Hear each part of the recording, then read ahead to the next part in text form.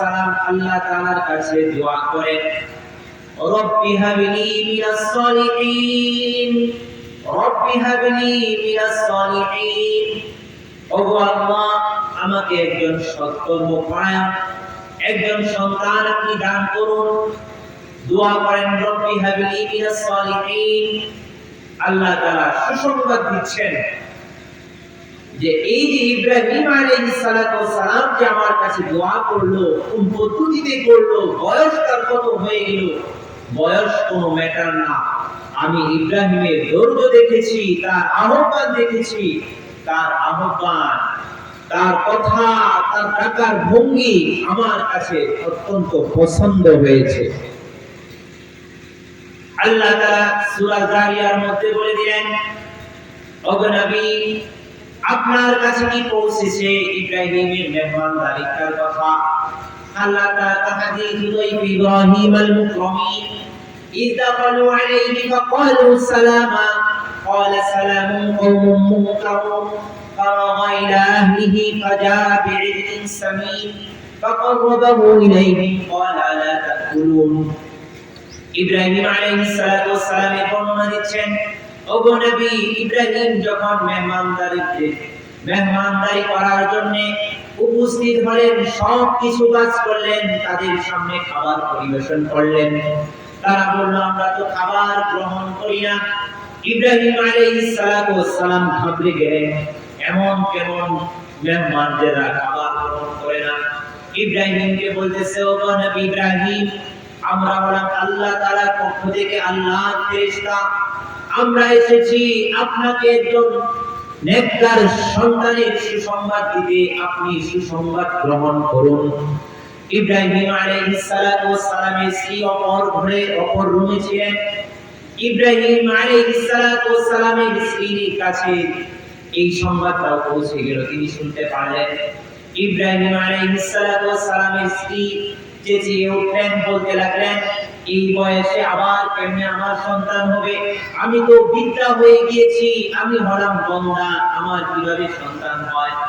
আল্লাহ তাআলা ইব্রাহিম আলাইহিস সালাতু ওয়াস সালামের স্ত্রীর কথাও সুন্দর করে উল্লেখ করে দিলেন। তার স্ত্রী তার হাতখানা মুখের মধ্যে মারতে মারতে এই কথাগুলো বলেছিল। আল্লাহ তাআলার কাছে খুবই পছন্দ। এই তাদের কথাগুলো পছন্দ হওয়ার কারণে সূরা জারিয়ার মধ্যে উল্লেখ করে দুনিয়ার মানুষদেরকে নসিহত করছেন, হে দুনিয়ার মানুষ, তোমাকে আল্লাহ তাআলা যদি সন্তান দিতে দেরি করেন, তাহলে তুমি এই সন্তান পাওয়ার জন্য কোন পীর সাহেবের কাছে যাবে না, কোন মাওলানা সাহেবের কাছে গিয়ে তার গণনা কখনোই ধরবে না। কোন পীর সাহেব তোমাকে সন্তান দিবে না, কোন মাওলানা সাহেব তোমাকে সন্তান দিতে পারে না, কোন তাবিজ কবজ তোমাকে সন্তান দিতে পারে না। সন্তান দিনেওয়ালা হলাম আমি একমাত্র আল্লাহ। ইব্রাহিমের দিকে তাকিয়ে দেখো, তার স্ত্রী বন্ধা হয়ে গিয়েছে, কিন্তু আমি আল্লাহ তাআলা তার স্ত্রীকে আমি সন্তান দান করলাম। সুবহানাল্লাহ। আল্লাহ তাআলা এই কোরআনুল কারীম হলো মানুষদের জন্য উপদেশ মালা, মানুষদের জন্য শিক্ষা। এখানে বিভিন্ন ঘটনা, বিভিন্ন ঐতিহাসিক কথাগুলো উল্লেখ করা, এখান থেকে মানুষ যেন নসিহত গ্রহণ করে, ইব্রাহিমের মাধ্যমে মানুষদের নসিহত করে দিলেন আল্লাহ তাআলা যে সন্তানের জন্য তোমরা পাগল করা হয়ে অন্যদিকে কখনোই তোমরা যাবে না। আল্লাহ তাআলা আরেকজন নবীর কথা কোরআনুল কারীমের মধ্যে উল্লেখ করে দিলেন,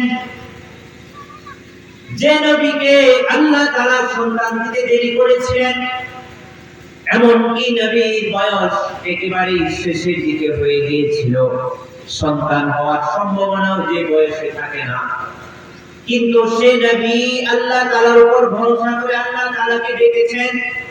সূরা মারইয়াম শুরুটাই করেছেন সেই নবীর নাম দিয়ে। আল্লাহ তাআলা বলেন, কাফ আয়া আইন সাদ যিকরু রাহমাতি রাব্বিকা আবদাহু যাকারিয়া। ও নবী, আপনার প্রভু রহমতের তিনি আলোচনা শুরু করছেন তার রহমতের বান্দা যাকারিয়া আলাইহিস সালাতু ওয়াস সালামের নাম দ্বারা, তার আলোচনা দ্বারা সূরা মারইয়াম তিনি শুরু করছেন। ইনাদা রাব্বাহু নিদান খাফিয়া, যাকারিয়া আমাকে গোপনে গোপনে আমার কাছে আরজি জানায়, আমাকে ডাকে قال رب إني وهن العظم مني واشتعل الرأس شيبا আমাকে বলে ওগো আল্লাহ আমার বয়স এমন হয়ে গিয়েছে আমার অস্থিগুলো একেবারে নরম হয়ে গিয়েছে আমার মাথার চুলগুলো সাদা হয়ে গিয়েছে কিন্তু ওগো মালিক একটা কথা বলি ওয়ালা তাকুম বিদুআইকা রাব্বি শাকিয়া আমি আপনাকে ডেকে কখনোই আমি নৈরাশ হই নাই এমন কোনো কিছু যে ব্যাপারে আমি দেখেছি আপনাকে আপনি আমাকে দেন নাই এমন ঘটনা খুব কমই ঘটেছে জাকারিয়া আলাইহিস সালাতু ওয়াস সালাম একবার মারইয়াম আলাইহিস সালাতু ওয়াস সালামের হুজরাখানায় গেলেন হুজরাখানায় গিয়ে দেখেন মারইয়ামের জন্য প্রস্তুত বিভিন্ন ধরনের ফল ফুল এমন ধরনের ফল সেখানে রয়েছে যে ফলের মৌসুম তখন নয় বর্তমান সময়ে যদি আমাদের সম্মুখে লিচু আম পর্যাপ্ত পরিমাণে উপস্থিত করা হয় আমরা আশ্চর্য হয়ে যাব লিচু কোথায় পাওয়া গেল অমৌসুমী ফল জাকারিয়া আলাইহিস সালাতু ওয়াস সালাম মারইয়ামকে জিজ্ঞাসা করে এ মারইয়াম তুমি এই ফলগুলো মৌসুমী ফলগুলো কোথায় পেলে কে তোমাকে দিল কোথা থেকে আমদানি হলো মারইয়াম জবাব দেয় আমাকে এই সমস্ত ফল আমার আল্লাহ আমার জন্য পাঠিয়েছেন সুবহানাল্লাহ জাকারিয়া আলাইহিস সালাতু ওয়াস সালামের অন্তরের মধ্যে গদ্গদ হয়ে গেল যে আল্লাহ মৌসুম ছাড়া ফল দিতে পারে সে আল্লাহ আমি বৃদ্ধ হতে পারি আমার অস্থিগুলো নরবর হয়ে যেতে পারে আমার চুলগুলো সাদা হয়ে যেতে পারে সে আল্লাহ পারেন এই মুহূর্তে আমাদেরকে সন্তান দান করতে আল্লাহ তাআলার কাছে গোপনে গোপনে তিনি শুধু আরজি জানান আল্লাহ আমাকে নেককার একজন সন্তান আপনি দান করুন আল্লাহ তাআলা তার ডাকে সাড়া দেন তার ডাকটা আল্লাহ তাআলার কাছে এমন প্রিয় হলো আল্লাহ তাআলা তার নাম দিয়ে সূরা শুরু করলেন সন্তান দেওয়ার ঘটনা দিয়ে সূরার মধ্যে আলোচনা শুরু করলেন আল্লাহ তাআলা জাকারিয়াকে বলে ইয়া জাকারিয়া ইন্না নুবাশশিরুকা বিগুলামিন ইসমুহু ইয়াহইয়া হে জাকারিয়া আমি তোমাকে একজন সন্তানের সুসংবাদ দান করছি যার নাম হবে ইয়াহইয়া লাম নাজআল লাহু মিন ক্বাবল সামিয়া হে দুনিয়ার মানুষ শুনে রাখো আমাদের সন্তান হলে সন্তানের নামটা হয় বাবা রাখে মা রাখে না হয় দাদা দাদি রাখে না হয় নানা নানি রাখে না হয় কোনো আত্মীয় স্বজন রাখে পীর সাহেবে রাখতে পারে মৌলানা সাহেব রাখতে পারে ইমাম সাহেবের নামকরণ করতে পারে তাকলিদ করাতে পারে আল্লাহ তাআলা জাকারিয়ার প্রতি খুশি হয়ে এমন সন্তান দান করলেন যে সন্তানের নামটা স্বয়ং আল্লাহ তাআলাই সেটা নির্বাচন করে দিলেন সুবহানাল্লাহ আল্লাহ তাআলা বলে দিলেন এমন নাম আমি তোমাকে দিয়ে দিলাম তোমার সন্তানের নামটা এমন নাম হলো যে নামটা পৃথিবীর মানুষ কখনোই আর কোনোদিন তার সন্তানের জন্য নির্বাচন করেনি লাম নাজআল লাহু মিন ক্বাবল সামিয়া এমনকি এই নামটা দুনিয়ার মানুষ কখনোই তারা শুনে নাই এমন একটা নাম আমি নির্বাচন করে দিলাম আল্লাহ তাআলা আরো সুসংবাদ দিয়ে দিলেন এই ইয়াহইয়া যে নবী তাকে নবী বানাবো এই নবীর ব্যাপারে আরেকটা সুসংবাদ হলো যেদিন সে জন্মগ্রহণ করবে সেদিন তার উপর সালাম যেদিন সে মৃত্যুবরণ করবে তার প্রতি সালাম আমি যেদিন তাকে আবার পুনরায় উত্থাপিত করব সেদিনও তার প্রতি সালাম বর্ষণ করব সুবহানাল্লাহ মুহতারাম মুআজ্জিন এখান থেকে আমাদের শিক্ষা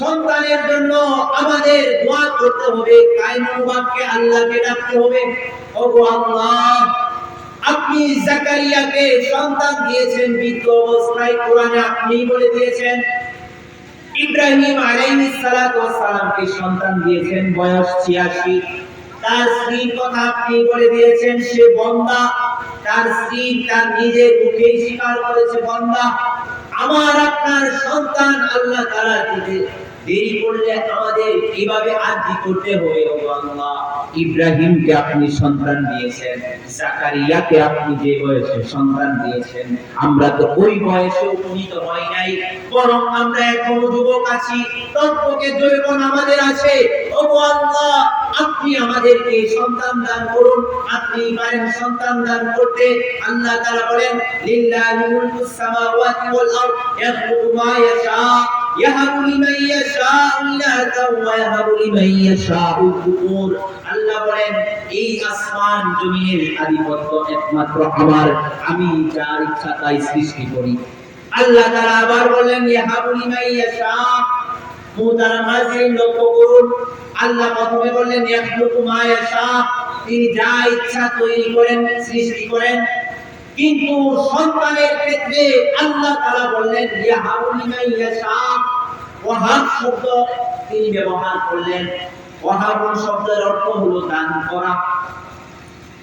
আগে বললেন সৃষ্টি করা, ইয়াখলুকু সৃষ্টি করা, কিন্তু সন্তানের ক্ষেত্রে এসে আল্লাহ তাআলা বললেন ইয়াহাবু লিমান ইয়াশাউ ইনাসা, আমি যাকে ইচ্ছা পুরুষ আবার যাকে ইচ্ছা কন্যা সন্তান দান করি। তাহলে এখানে বুঝার বিষয় হলো দুনিয়ার মানুষ যদি কেউ আমাকে দান করে কোনো কিছু দিতে চায়, আমি তাকে জোর করে বলতে পারি না যে আপনি আমাকে 100 টাকা দিচ্ছেন, না না না, আপনার 100 টাকা আমি নিব না, আপনি হাদিয়া দিতে হবে 1000 টাকা। এই কথা বলাটা আমার পক্ষে, কারণ ইখতিয়ার তার, সে আমাকে হাদিয়া দিতেও পারে, দান করতেও পারে, নাও পারে। আল্লাহ তাআলা বুঝিয়ে দিলেন যে দুনিয়ার মানুষের তোমাকে কোনো কিছু দিতে পারে না, এবং এই জিনিসটা হলো আমার দানের জিনিস।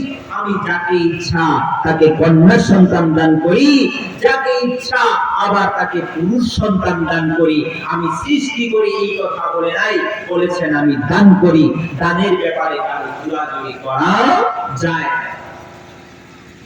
আল্লাহ তাআলা আবার বলে দিলেন আও ইউযাউযুহুম যুকরানা ওয়া ইনাসা ওয়া ইয়াজআলু মান ইয়াশাউ আকিমা। আমি যাকে ইচ্ছা ছেড়ে দেই, মেয়েও দেই, আবার যাকে ইচ্ছা ছেড়েও দেই না, মেয়েও দেই না। এটা একেবারে স্বতন্ত্র আমার ব্যাপার। হে দুনিয়ার মানুষ, লক্ষ্য করুন, এই জায়গার মধ্যে আমাদের ঈমানটাকে নড়বড় করে ফেলি। এই জায়গার ক্ষেত্রে কত ধরনের পদ্ধতি আমরা গ্রহণ করার ফলে আমাদের যে সন্তানগুলো আসে, এই সন্তানগুলো আমাদের জন্য কাল হয়ে আসে, আমাদের জন্য মহা বিপদ হয়ে আসে। যদি জাকারিয়ার মতো ডেকে আল্লাহ তাআলার কাছ থেকে চেয়ে আনতে পারি, ইব্রাহিমের মতো ধৈর্য ধরে যদি আল্লাহ তাআলার কাছ থেকে পাস করে নিয়ে আসতে পারি, তাহলে জাকারিয়ার মতো আমার সন্তানের ব্যাপারেও আল্লাহ তাআলা একজন সৎকর্মপরায়ণ সন্তান দান করবেন। ইব্রাহিমের মতো তার সন্তানকে যেমন একজন সৎকর্মপরায়ণ দান করেছিলেন, আমাদের সন্তানকে আল্লাহ তাআলা সৎকর্মপরায়ণ দান করবেন। সুবহানাল্লাহ। আমরা এই ক্ষেত্রে আমরা বারাকা নষ্ট করে ফেলি। আমরা সন্তান চেয়ে আনি পীর সাহেবের কাছ থেকে, অমুকের কাছ থেকে, ডাক্তারের উপর আমরা একেবারে ভরসা করে ফেলি। এটা আমাদের কখনোই কাম্য নয়। মুহতারাম হাজিরিন, এতক্ষণ যে কথাটা বললাম, পিতা মাতার সন্তানের প্রতি দায়িত্ব, সন্তানের দায়িত্বের ক্ষেত্রে প্রথম দায়িত্বই হলো আমার গর্ভে সন্তান আসতে দেরি করলে যে পদ্ধতিতে আল্লাহ তাআলার কাছে আমি চাইবো, সেই পদ্ধতিটা হলো জাকারিয়া আলাইহিস সালাতু ওয়াস সালামের পদ্ধতি, সেই পদ্ধতিটা হলো ইব্রাহিম আলাইহিস সালাতু ওয়াস সালামের পদ্ধতি, এবং কোরআন হাদিস অনুযায়ী যে পদ্ধতি আল্লাহ শিখিয়েছেন, সেই পদ্ধতিতে আমাদের সন্তান চাইতে হবে। আল্লাহ তাআলা যখন আমাদেরকে সন্তান দান করবেন, সন্তান যখন আমাদের মায়েদের পেটের মধ্যে আসবে, আল্লাহ তাআলা মায়েদের পেটকে এমন বানিয়েছেন, দুনিয়ার মধ্যে স্বর্ণের খনি, হীরার খনি, তার চাইতেও দামি খনি হলো আমাদের প্রত্যেকটা মায়ের পেট।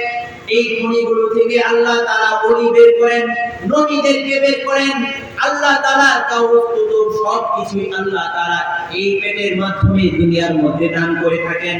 সুতরাং পেটের মধ্যে সন্তান আসছে, আল্লাহ তাআলার কাছে চাইতে হবে রব্বানা হাব লানা মিন আজওয়াজিনা ওয়া যুররিয়াতিনা কুররাতা আয়ুনিন ওয়াজআলনা লিল মুত্তাকিনা ইমামা।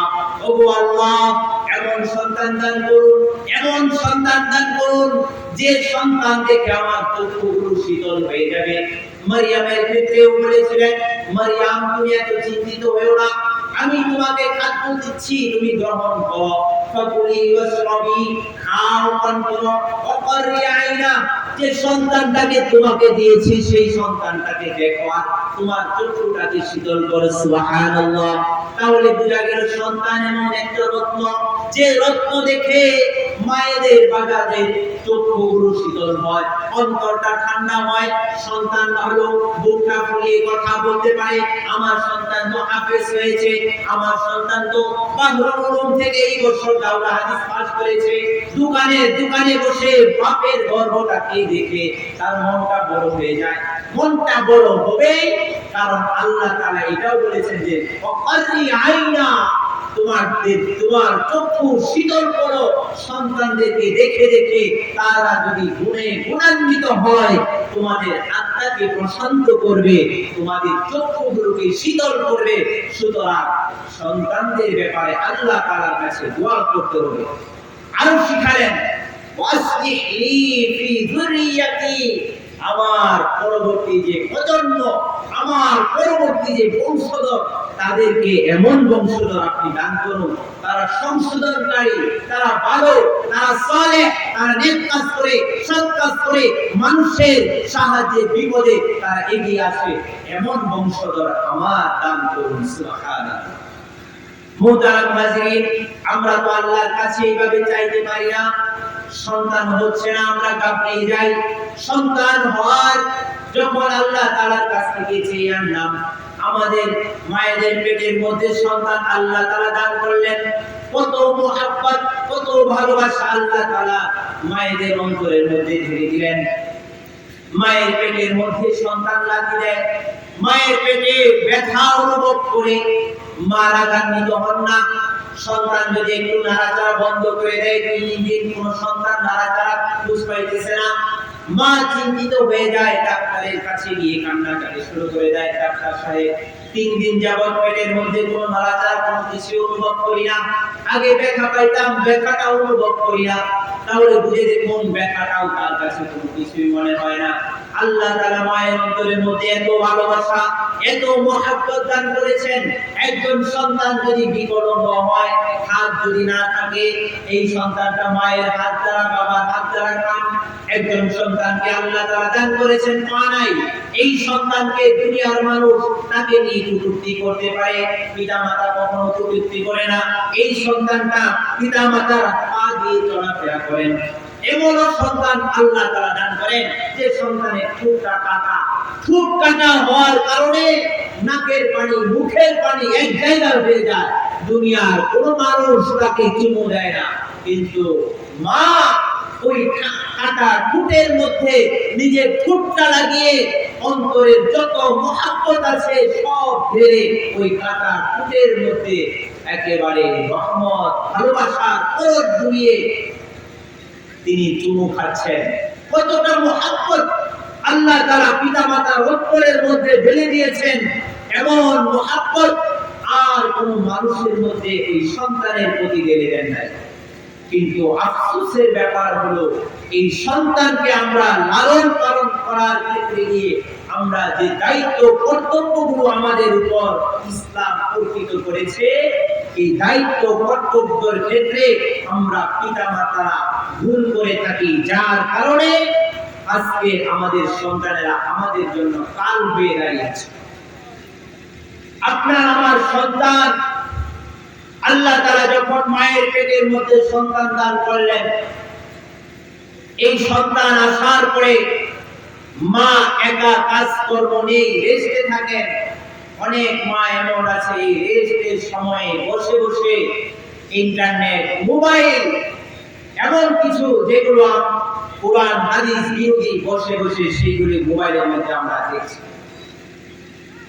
যে মায়েরা সন্তান আসার পরে গান বাদ্য এগুলো আমরা শুনছি, এই গান বাদ্য শোনার কারণে এই গান বাদ্যের প্রভাব সন্তানের উপর 100% আসর করবে। কিন্তু আমরা এই 10 মাস সময়ের মধ্যে যে সমস্ত কাজ করে থাকি, এই সমস্ত কাজগুলো আমরা চিন্তা করি। যদি আমি গান বেশি শুনি, পরবর্তী এই সন্তান বড় হয়ে গানের দিকে মগ্নতা থাকবে। অশ্লীল কাজের সাথে যদি সম্পৃক্ত থাকি, বেহায়া পড়া যদি করে থাকি,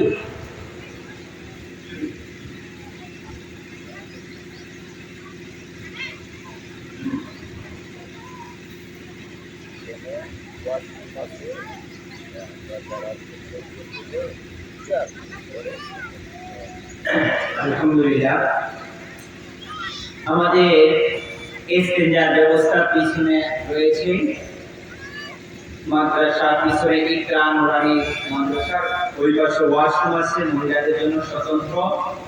আমাদের যাদের আদায় হাজতের দরকার হয় আমরা সেদিকে চলে যাব এবং ছোট ছোট ছেলেরা আছে ওনাদেরকে বললে তারা দেখিয়ে দেবেন ইনশাআল্লাহ। তো বলতেছিলাম যে আমরা মায়েরা যদি যে আচরণ আমরা করব, আমাদের সন্তানদের থেকে সেই রকম আচরণ আমরা পরবর্তীতে লক্ষ্য করব। সন্তানের আচরণ মা বাবার আচরণের উপরই হয়ে থাকে। মা বাবার আচরণ যদি ভালো হয়, পিতা মাতার আচরণ ভালো হলে সন্তানের আচরণ ভালো হয়। আজকে এমন একটা সময় দাঁড়িয়েছে, বাবা অফিস করেন, মা তিনিও চাকরি করেন, পিতা মাতা দুজন বাহিরে থাকেন, সন্তান একে রেখে গিয়েছেন কাজের মেয়ের কাছে। যে শিশুটা কাজের মেয়ের কোলে বড় হলো, লালিত পালিত হলো, সেই মেয়ের থেকে আমরা যদি একেবারে উন্নত ধরনের আদর্শ আশা করি, এটা আমাদের জন্য নেহায়াত অন্যায় হবে। বরং তার মা থেকে আমরা ওই কাজের মেয়ের গুণাগুণটাই আশা করতে পারি, এর বাহিরে কোনো কিছু আশা করতে পারি না। সুতরাং সন্তানদেরকে আমাদের সময় দিতে হবে।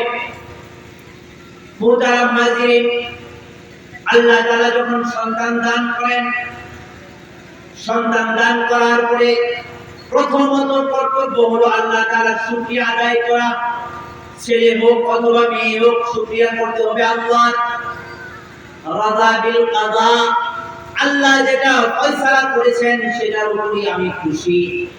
আমাদের তো এমন হয়, পুত্র সন্তান যদি আল্লাহ দান করেন, এলাকার মধ্যে মিষ্টির রুল বসে যায়, বন্ধু বান্ধবকে আমি খবর জানাই, মোবাইলের মধ্যে স্ট্যাটাস দিয়ে সবাইকে জানিয়ে দেই।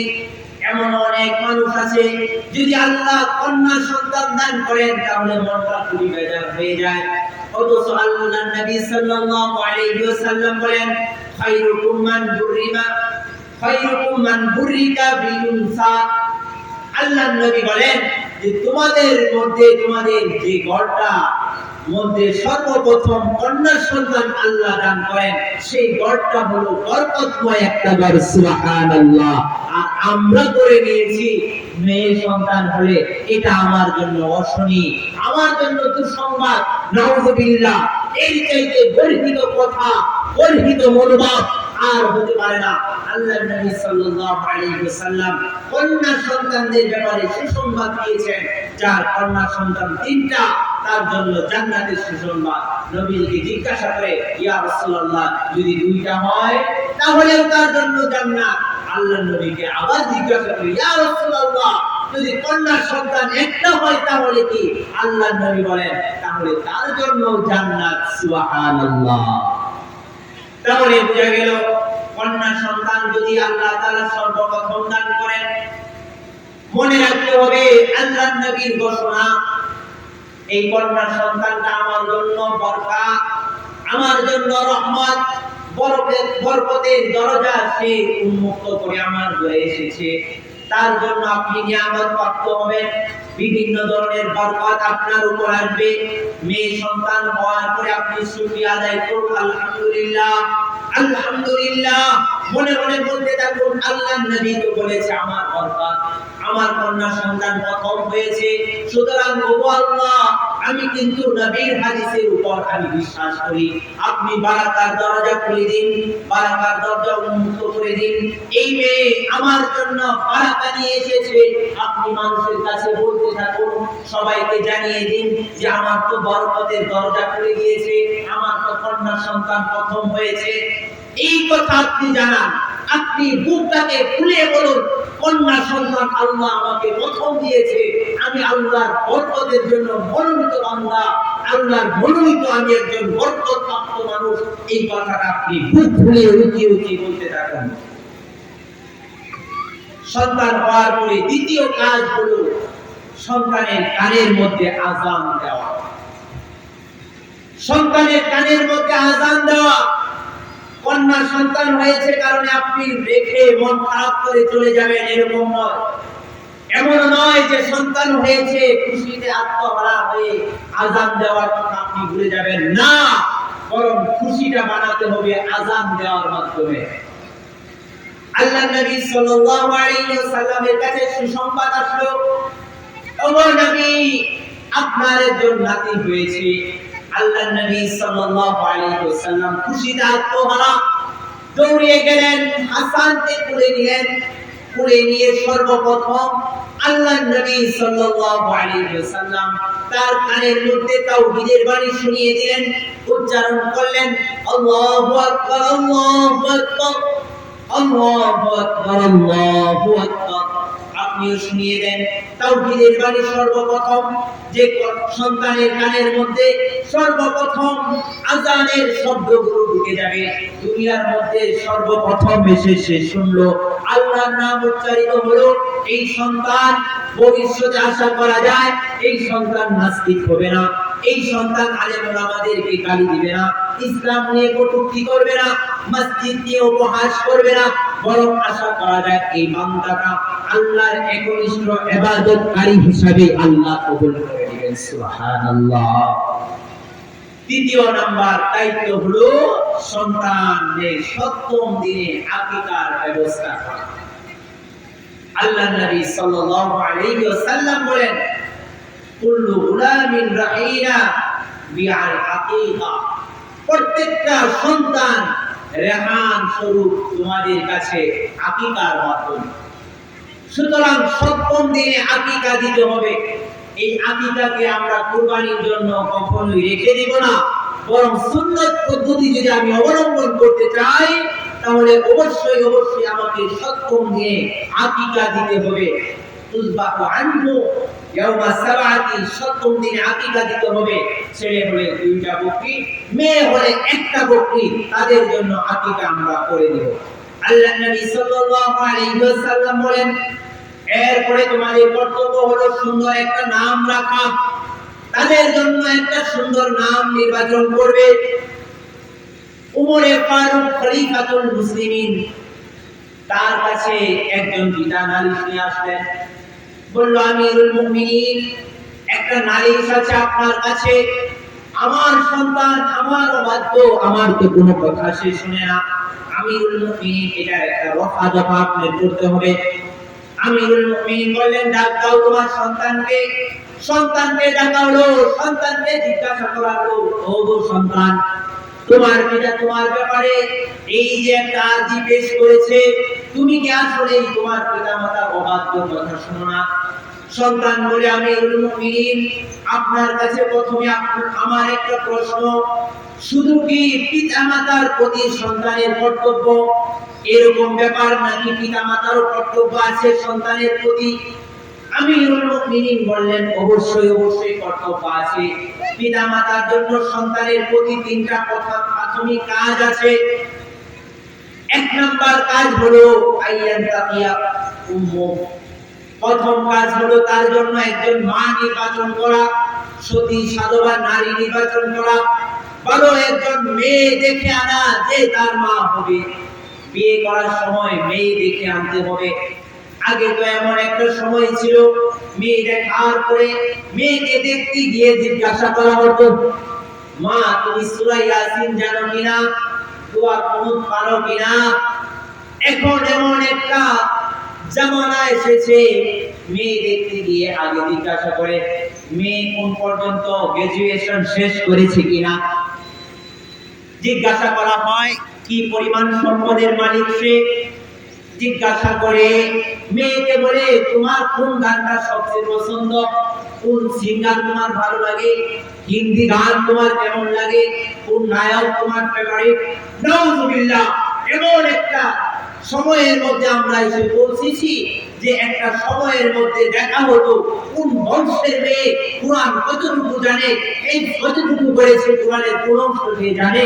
আর আমরা এখন এমন জিনিস দেখে নিয়ে আসি, টাকা দেখে নিয়ে আসি, তার অশ্লীলতা বেহায়াপনা দেখে নিয়ে আসি, আমরা একজন আরেকজনকে একজন কবিস খুঁজে খুঁজে নিয়ে আসি, একজন ভালো মানুষ হলে আরেকজন ভালো মানুষকে খুঁজে আসি। আল্লাহ তাআলা বলেন আল খাবিসাতু লিল খাবিসিনা ওয়াল খাবিসুনা লিল খাবিসাত ওয়াত তাইয়িবাতু লিত তাইয়িবিনা ওয়াত তাইয়িবুনা লিত তাইয়িবাত। ভালো ভালোকে খুঁজবে, মন্দ মন্দকে খুঁজবে। আমাদের মাইন্ডটা মাথাটা এমন হয়ে গিয়েছে, মেয়ে দেখতে গিয়ে কোরআন হাদিসের দরকার নেই, রূপটা শুধু দেখি তার অশ্লীলতা কতটুকু তার মধ্যে আছে, আমার সাথে অশ্লীলতার সমান তালে হবে কিনা এটা দেখি। আমিরুল মুমিনিন জবাব দিলেন আইয়ান্তাকিয়া উম্মু, সর্বপ্রথম নির্বাচন করতে হবে মা কেমন হবে, ভালো একজন মা তার জন্য নির্বাচন করতে হবে।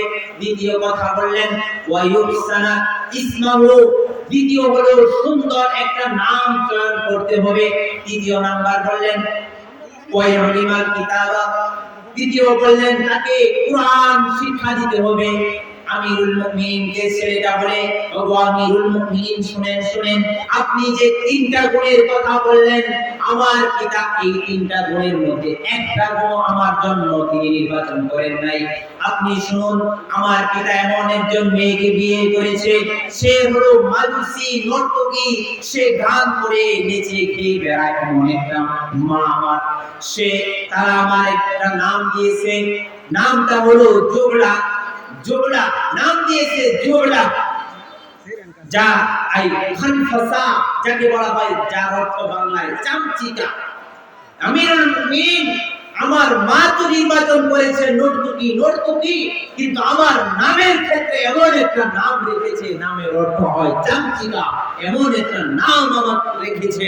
দ্বিতীয় যে কথা বললেন যে কোরআন শিক্ষা দেওয়া, আমিরুল মুমিনিন আমার পিতামাতা কোরআন হাদিসে একটা হরফও আমাকে শিক্ষা দেয় নাই। আমিরুল মুমিনিন পিতাকে এখন ডাকলেন, এদিকে আসো, পিতার গায়ের মধ্যে ধরলেন, হ্যাঁ তুমি তো আগে তোমার সন্তানের প্রতি তোমার যে দায়িত্ব ছিল এই অর্পিত দায়িত্ব তুমি পালন করো নাই, এখন তুমি নালিশ নিয়ে এসেছো, তোমার সন্তান তোমার কথা শুনে না। এর দ্বারা আমাদের দুনিয়ার মানুষের শিক্ষা, ছোট থেকে সন্তানকে আমি বড় করেছি যে শিক্ষায় পাশ্চাত্য অবলম্বন করে তাকে আমি খ্রিস্টান কালচারে বড় করেছি। ছোটবেলায় মক্তবে না পাঠিয়ে সকালবেলায় আমি কেজি স্কুলের মধ্যে পাঠিয়েছি, সকালবেলা থেকে একেবারে সন্ধ্যা পর্যন্ত তাকে আমি ব্যস্ত রেখেছি দুনিয়াবি যত ধরনের খ্রিস্টান যত কালচার আছে সেগুলোর মধ্যে, কিন্তু কোরআন শিখাই নাই, হাদিস শিখাই নাই। সন্তান আস্তে আস্তে বড় হয়, কেজি শেষ করে প্রাইমারি লেভেলে গিয়ে ইংলিশ মিডিয়ামের মধ্যে ভর্তি হলে সেখানে তো আরো কোরআন হাদিস পড়ার সুযোগ নাই। এরপরে আমরা উচ্চ মাধ্যমিকের মধ্যে দিলাম, উচ্চ মাধ্যমিকের পরে সে যখন গ্রাজুয়েশন করার জন্য সে ভর্তি পরীক্ষার প্রস্তুতি নেয়, গ্রাজুয়েশন করে ভালো রেজাল্ট করে গ্রাজুয়েশন করার পরে এখন চাকরি বাকরি করবে। কিন্তু এই সন্তানের মধ্যে তার বয়স হয়ে গিয়েছে 25-এর মধ্যে, তার অন্তরের মধ্যে কোরআন হাদিসে একটা অংশ আমরা ঢোকাতে পারি নাই। পিতা মাতার যে যত্ন কোরআন হাদিস থেকে সে করবে সেই যত্নটা আমরা তাকে শিখাই নাই। আবার আশা করি যে এই সন্তান আমাকে বৃদ্ধ বয়সে খুবই লালন পালন করবে, দেখভাল করবে, না না না, কখনোই কল্পনা করা যেতে পারে না। বরং আমার আপনার মস্তিষ্কের মধ্যে এটা সেট করে নিতে হবে যে সন্তানকে আমরা কোরআন শিখালাম না, এই সন্তান বড় হওয়ার পরে সে আমার দাড়ি ধরে টেনে টেনে ভেসলিয়ে ঘর থেকে বের করবে, আমাকে নিয়ে যে বৃদ্ধাশ্রম আছে সেটাই হবে আমার শেষ ঠিকানা। এই সন্তান দ্বারা এর চাইতে বেশি আশা করা যায় না। যদি এই সন্তানকে আমি ছোটবেলায় কোরআন হাদিস শিখাতাম, কোরআন হাদিস শিখার পরে কোরআনের যথার্থ জ্ঞান ঢুকানোর পরে তাকে স্কুল মাদ্রাসা যেখানে ইচ্ছা সেখানে পড়াতাম, এতে আমার সমস্যা ছিল না। এই সন্তান বড় হওয়ার পরে কোরআন তার প্রতি প্রভাবিত করত, কোরআনের জ্ঞান তার মধ্যে থাকতো, সুতরাং এই সন্তান পিতামাতার কখনোই অবাধ্য হতো না। মুহতারাম হাজরিন, আমরা ইট চিনি, ইট, এই ইটটাকে যদি আমরা নিক্ষেপ করি এই ইটটা কখনো ভাঙবে না। আবার এই ইটটাকে ইট হওয়ার আগে সাধারণ মাটি, এটা দিয়ে আমরা যদি একটু ফিকে মারি, একটু দূরে ফেললে এটা ভেঙে যাবে। কিন্তু এই মাটিটা যখন ফর্মার মধ্যে উঠেছে, ফর্মার মধ্যে উঠে একটা সুসংগঠিত একটা ইট হয়েছে, এখন এই ইটকে ভাঙার জন্য বড় বড় হ্যামারের প্রয়োজন হয়, তারপরেও সে ভাঙতে চায় না। ঠিক তদ্রুপ আপনার আমার সন্তানকে যদি কোরআনের ফর্মার মধ্যে ঢুকাতে পারি, কোরআনের দাসের মধ্যে যদি রেখে একটা চাপ দিয়ে দিতে পারি, সন্তান যেখানেই যাক ইটটাকে আমি জুড়ে নিক্ষেপ করলেও যেরকম ভাঙবে না। এই সন্তানের মধ্যে যতই খ্রিস্টান কালচার তার মধ্যে আঘাত করুক, যতই বিধর্মী জিনিস তার মধ্যে আঘাত করুক, তারপরেও তার থেকে কোরআনের যে শিক্ষা সেটা কখনোই বের হবে না। আশা করা যায় এই সন্তান বড় হওয়ার পরে পিতা মাতার বাধ্য হবে, কখনো অবাধ্য হবে না। মুহতারাম মুসলিয়ান, অনুরোধ হলো আমাদের সন্তানদেরকে কোরআনের জ্ঞানটা ছোট থেকে দেওয়ার চেষ্টা করা, তারপরে অন্য কোনো কিছু যা করা সেটা করা। ৫ম নম্বর দায়িত্ব ধূমপান করানো। আল্লাহ তাআলা এটাও বলে দিলেন, ওয়াল ওয়ালিদাতু ইযদি'না আওলাদাহুন্না হাওলাইনি কামিলাইন, 2 বছর পূর্ণাঙ্গ 2 বছর তোমরা তোমাদের সন্তানদেরকে ধূমপান করাও। এই মায়ের দুধের মধ্যে আল্লাহ তাআলা যে পরিমাণ নিউট্রিশন রেখেছেন, যে পরিমাণ ভিটামিন রেখেছেন, দুনিয়ার মধ্যে যা কিছু আছে, লেকটোজেন বলি, গ্রানু বলি, যা কিছু বলি, কোনো কিছুর মধ্যে মায়ের দুধের মধ্যে যে পরিমাণ ভিটামিন রয়েছে, নিউট্রিশন রয়েছে, এই পরিমাণ কোনো কিছুর মধ্যেই নাই। মায়ের দুধ হলো একটা সন্তানের জন্য ঔষধ, তার মস্তিষ্ক বিকাশ হবে। মায়ের দুধ যে পরিমাণ সে বেশি পান করবে, তার মস্তিষ্ক ততটাই সুস্থ। মায়ের দুধ যে বেশি পান করবে, তার হাড়গুলো তত শক্ত। মায়ের দুধ যে যত বেশি পান করবে, ওই সন্তানের মায়ের প্রতি, বাবার প্রতি ভালোবাসা তত বেশি। আপনার আমার সন্তানকে দুধ না পান করিয়ে বিভিন্ন ধরনের প্রাকৃতিক খাবারের প্রতি তাদেরকে আমরা ঢেলে দেই, কারণ এই সন্তানকে আমরা যে প্রাকৃতিক খাবার খাওয়াইতেছি, এই কারণে আপনার আমার সন্তানের মধ্যে একটা দূরত্ব তৈরি হচ্ছে। আপনারা জানেন যে বর্তমান সময়ে দুধ সংগ্রহ করা একটা সংস্থা নেমেছে, যেখানে মায়ের দুধকে সংরক্ষণ করা হয়। যারা এতিম অনাথ, তাদের মধ্যে এই দুধটা বিলি করার জন্য। এটা যদিও ইসলামে সম্পূর্ণ হারাম, কারণ একজন মা একজন সন্তানের জন্য দুধ দান করলো একটা সংস্থার কাছে, এই সংস্থা কাকে না কাকে দুধ খাওয়াবে, তাহলে এই সন্তানের সাথে মায়ের সম্পর্ক হবে রেজাই সম্পর্ক, দুধের সম্পর্ক, মা দেবে দুধ মা। ঘটনাক্রমে তাদের মধ্যে এমনও হয়ে যেতে পারে যার কারণে বিবাহ হারাম, রেজাইয়ের মধ্যে এমনও হয়ে যেতে পারে যে এর রেজাইয়ের মধ্যে বিবাহ হয়ে যাচ্ছে। এই জন্য উলামা একদম ফতোয়া দিয়েছেন যে এটা হারাম। কিন্তু হারাম এটা বলার জন্য আমি বলছি না, বর্তমান সময়ে ডাক্তাররা দেখেছেন যে মায়ের দুধের মধ্যে যে পরিমাণ নিউট্রিশন, যে পরিমাণ সন্তানের উপকার রয়েছে, দুনিয়ার আর কোন খাদ্যের মধ্যে এই ছোট সন্তানের মধ্যে উপকারী কোনো পদার্থ নাই, উপাদান নাই। এই জন্য ডাক্তাররা এই দুধ তারা সংগ্রহ করার চেষ্টা করছে। এই জন্য পঞ্চম যে দায়িত্ব হলো আমাদের সন্তানদেরকে আমরা পূর্ণ 2 বছর যথার্থ দুধ পালন করা, দুধ খাওয়ানোর চেষ্টা করব ইনশাআল্লাহ। 7ম নম্বর দায়িত্ব হলো তাদেরকে ভালো ভালো নামে আহ্বান করা, ডাকা। আল্লাহর নবী সাল্লাল্লাহু আলাইহি ওয়াসাল্লাম শিক্ষা দিয়েছেন, যখনই ফাতেমা তার ঘরের মধ্যে যাইতেন, ফাতেমাকে দেখে মাঝে মাঝে নবী সাল্লাল্লাহু আলাইহি ওয়াসাল্লাম দাঁড়িয়ে যেতেন, দাঁড়িয়ে গিয়ে বলতেন, মারহাবান ইয়া ইবনাতি, মারহাবা ইয়া ইবনাতি। ফাতেমাকে বলতেন মারহাবা, খুশ আমদেদ, খুশ আমদেদ, আমার ঘরে এসেছো। সন্তানদের সাথে এমন ব্যবহার করা, সন্তান যেন সব সময় উৎফুল্ল থাকে, পিতা মাতার প্রতি সব সময় যেন তার একটা আদর মহব্বত ভালোবাসা থাকে। সন্তান যেন ভাবতে পারে দুনিয়ার মধ্যে সবচেয়ে আমার বিশ্বস্ত হলো আমার পিতা মাতা। সন্তানকে এমন ভাবে আমরা সাজিয়েছি, সন্তান শুধু বন্ধু বান্ধব নিয়ে ঘোরাফেরা করে, সন্তান বিভিন্ন জায়গায় আড্ডা দেয়, আড্ডা দেওয়ার কারণে সঙ্গ দোষে লোহা আসে। সন্তানকে তার পিতা মাতা গাঁজাখোর বানায় নাই, মদখোর বানায় নাই। এই সন্তানটা এক সময় দেখা যায় সে গাঁজা খায়, সে মদ খায়, সে সন্ত্রাসী, সে অশ্লীল কাজের সাথে লিপ্ত হয়ে গিয়েছে। পিতা মাতা এই সন্তানের খোঁজ খবর রাখে নাই। এই সন্তানটা সন্ধ্যার পরে কোথায় যায়, তার বন্ধু বান্ধব দুর্বল কিনা, সন্তান কার সাথে উঠা বসা করে, এই খোঁজ খবর না নেওয়ার কারণে আজকে আমাদের সন্তানেরা উদ্ভট পথে চলে যাচ্ছে। তারা মসজিদ দিয়ে কটূক্তি করে, বিশ্বনবী সাল্লাল্লাহু আলাইহি ওয়াসাল্লামের সম্মানে আঘাত করে, মুসলমানদের সম্মানের প্রতি ইজ্জত হানি তারাই করে থাকে। এই যে তাদেরকে যদি আমরা একটু খোঁজ খবর রাখতাম, দেখভাল করতাম, এই সন্তানরা অসৎ পথে যেত না, আমাদের কথা মতো চলতো। সুতরাং আমাদের সপ্তম দায়িত্ব হলো সন্তান কোথায় যায়, কি করে, কার সাথে উঠা বসা করে, তার সঙ্গ কেমন, বন্ধু বান্ধব কেমন, এই জিনিসটা আমাদের লক্ষ্য রাখতে হবে। ৮ নম্বর দায়িত্ব হলো ৭ বছর বয়সের সন্তানকে নামাজের আদেশ করা। আল্লাহ নবী সাল্লাল্লাহু আলাইহি ওয়াসাল্লাম বলেন যে তোমাদের সন্তানদেরকে ৭ বছর বয়স থেকেই তোমরা নামাজের আদেশ দিতে থাকো। যখন ১০ বছরে তারা উপনীত হবে তখন তাদেরকে একটু মৃদু আঘাত করো, নামাজের জন্য তাদের শাসন করো।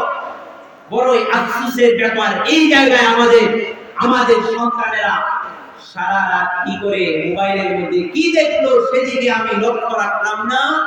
ফজরের সময় সে ঘুমাচ্ছে, এত লম্বা রাত্রি যদি 10টার সময় শুয়ে থাকে, 5:30টায় যদি উঠে, তাহলে এখানে সময় হলো 7.5 ঘন্টা।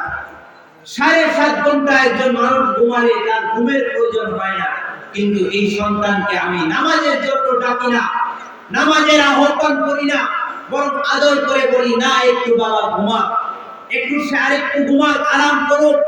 চিন্তা করুন, যদি আপনার সেই ঘরের মধ্যে আগুন লেগে যেত, সেই মুহূর্তে আপনার সন্তানকে আপনি রেখে বলতেন না যে সন্তান ঘুমাক, আর ঘরের চালটা জ্বলতে থাকুক, অসুবিধা কি?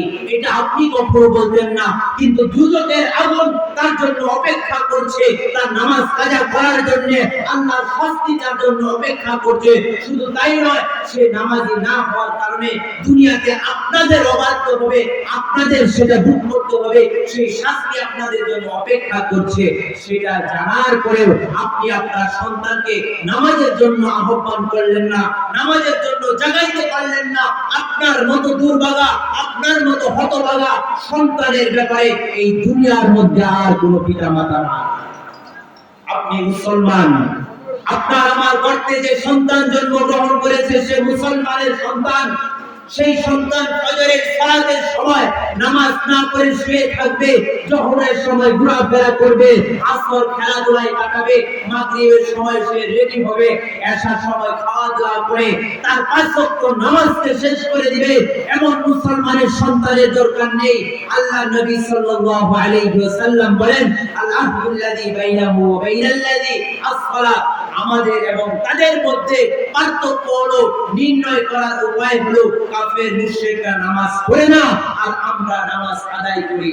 হায় আফসোস, হায় আফসোস, নামাজকে আমরা যেভাবে অবহেলা করে ছেড়ে দেই, এমন অবহেলা আর কোনো কিছুর ব্যাপারে আমরা করি না।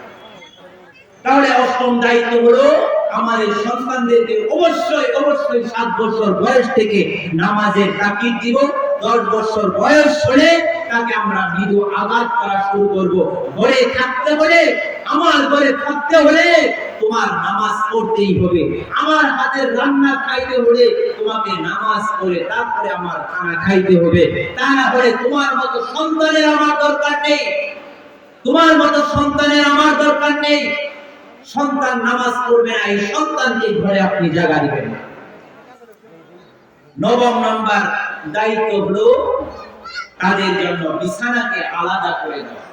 যখন সন্তানের বয়স 10 বছর হবে তাদেরকে আলাদা বিছানা, আলাদা আলাদা ছেলে মেয়ে, আলাদা আলাদা বিছানা থাকবে, তাদের জন্য আলাদা বিছানার ব্যবস্থা করা, এটা রাসূলুল্লাহ সাল্লাল্লাহু আলাইহি ওয়াসাল্লামের নির্দেশ। 10 নম্বর কর্তব্য হলো সময় মতো বিয়ে দিয়ে দেওয়া। সময় মতো বিয়ে দেওয়া। এই কাজের ক্ষেত্রে আমরা যারা অভিভাবক আছি, গাফিলতি করার কারণে আমাদের দুনিয়াটার মধ্যে জিনা পাপাচারে ভরপুর হয়ে গিয়েছে। এমনকি আমাদের রাষ্ট্রের পক্ষ থেকেও অনুৎসাহিত করা হয় 18 আগে বিয়ে নয়, বেগে গেলেও কোনো দোষ নয়।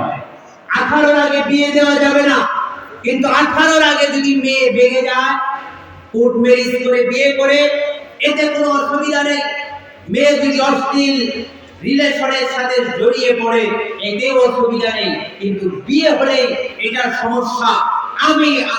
আমাদের ইসলামের বিরুদ্ধে যে নিয়মই থাকুক, সেই নিয়মের মধ্যে আমরা লাথি মারি, সেই সমস্ত নিয়ম আমরা মানি না।